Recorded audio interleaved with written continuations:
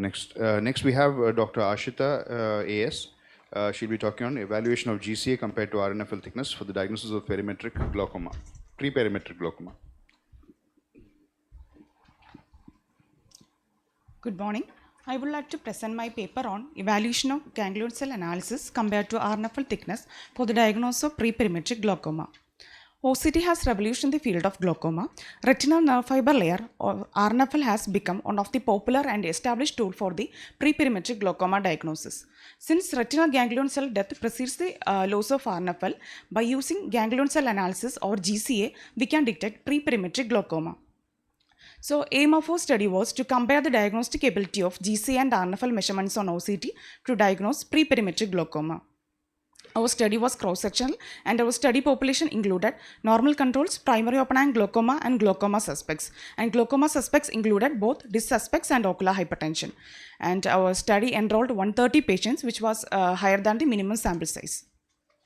Coming to the inclusion criteria, a best corrector visual acuity of greater than or equal to 6/12 and open angle were common for all the groups. Additional criteria for normal controls include an IOP less than 22, normal optic disc and normal perimetry. For ocular hypertension, it was similar to normal controls except an IOP of greater than 22.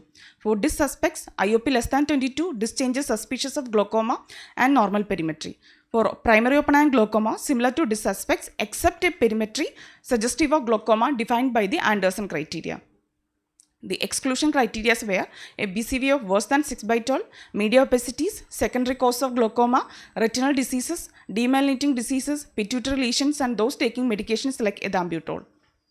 All patients underwent a complete ophthalmologic examination, including best corrected visual acuity, IOP, gonioscopy, and fundus evaluation. Color, optic disc, and red-free RNFL photo were taken. A perimetry was done using 24-2, and after all this, RNFL and GC analysis was done. Coming to the results, our study included a total of 130 patients, out of which 51 were disc suspects, 43 glaucoma, 17 ocular hypertension, and 19 normal controls. The best parameter was chosen by the highest AURSC value. For RNFL parameters, average RNFL was the best parameter in 3 scenarios, such as in differentiating primary open-angle glaucoma from normal, disc suspects from normal, and ocular hypertension from normal. And inferior quadrant RNFL was the best parameter in 2 scenarios, in differentiating disc suspects from glaucoma and ocular hypertension from glaucoma. Coming to the GCA, average GCA was the best parameter in differentiating glaucoma from normal. Inferior GCA was the best parameter in differentiating disc suspects from normal. And infratemporal GCA was the best parameter in 3 scenarios, such as in differentiating ocular hypertension from normal, ocular hypertension from glaucoma, and disc suspects from glaucoma. After obtaining the best parameters in both groups, we compared the best parameters of RNFL and GCA with each other. And we found that GCA outperformed RNFL in 2 scenarios, such as in differentiating glaucoma from normal and glaucoma from ocular hypertension. And RNFL outperformed GCA in 3 scenarios. Those are in differentiating disc suspects from normal and ocular hypertension from normal and disc suspects from primary open-angle glaucoma with a statistically significant difference. This was the only scenario we got a statistically significant difference. Coming to the literature, Yadav et al. Found that inferior RNFL and infratemporal GCA were the best parameters and GCA parameters outperformed RNFL parameters. Their final result was against our study. And Deshpande et al. Found that inferior RNFL and infratemporal GCA are the best parameters and GCA diagnostic abilities were comparable to RNFL. Kaushik et al. Find that average RNFL outperformed average GCA in pre-perimetric glaucoma diagnosis. Even though their results were similar to our study, they only included the average parameters of RNFL and GCA, but we included average along with the thickness in different quadrants. So in our study, it was found that RNFL parameters outperform GCA parameters for the diagnosis of pre-perimetric glaucoma. It may be due to the characteristic distribution of ganglion cell and selective loss of large diameter M ganglion cells.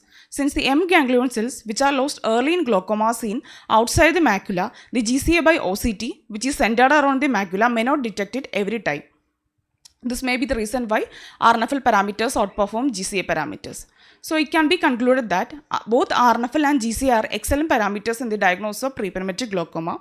Though we assume GCA parameters could outperform RNFL parameters in pre-perimetric glaucoma diagnosis, our study didn't establish GCA as a better parameter, most probably due to the selective loss of M ganglion cells. Limitation, our study was cross-sectional, so lacked the advantage and accuracy of a longitudinal progression analysis. These are my references. Thank you. Good presentation. Can you define pre-perimetric glaucoma? Pre-perimetric glaucoma is glaucoma when before the perimetric changes occurs. That is, structural changes occurs before the functional changes. That is, patient having both disc and RNFL defects, but it is not evident in the perimetry. That definition also has to be included because not everybody will know the exact diagnosis. That has to be included. What would you do to find out the earliest finding? What you look for? You did for. Yes, sir. How often do you do perimetry? That's what For follow-up. No, to diagnose pre-perimetric glaucoma. Sir, if we found any RNFL or GCA defects in OCT, we have to follow up the patient in every 3 months. Yes, sir. That's correct. But what would be the first thing you look for? Is it attraction of field or any specific? Paracentris. Paracentral. Human bone specific. It's okay. Okay, So how did you rule out the pituitary lesions in exclusion criteria? You said no pituitary. I'm happy that you told that when a glaucoma can mimic. How did you rule out pituitary lesions? Bitemporal effects means Why?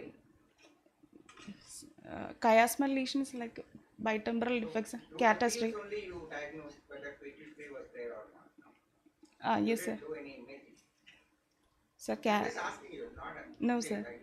because you put it in a criteria and that pituitary lesions there only. So you're looking for a bitemporal. Yes, sir. Early bitemporal. Yes, sir. No imaging. No, sir. Thank you, ma'am. You're told now M cells, M cells of ganglion cell population. Yes, sir. How much? What's the percentage of M cells here?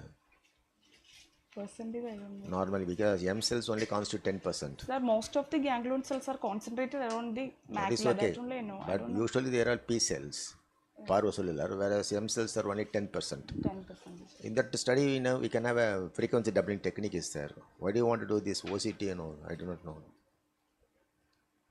To find out the function of M cells, we have got frequency doubling technique is there, so that you can easily find out early. Yes, sir. That's also primary perimetric investigations only. Is this superior or you have got any, the instrument is there available in your hospital? Frequency doubling technique, detection, this thing, instruments? No. No, sir. We have only the usual HFM. Yes, sir. Okay.